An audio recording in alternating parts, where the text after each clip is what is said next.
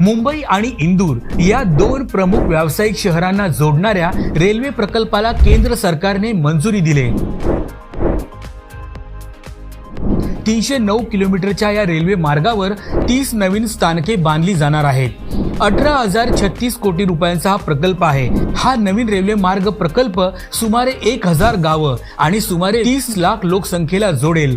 2028 ते 2029 पर्यंत हा प्रकल्प पूर्ण करण्याचं उद्दिष्ट आहे। महाराष्ट्र आणि मध्य प्रदेशच्या 6 जिल्ह्यांचा या रेल्वे प्रकल्पात समावेश आहे।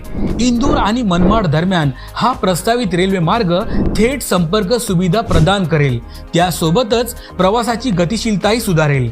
त्याबरोबरच या भागातील लोकांचा रोजगार आणि स्वयंरोजगाराच्या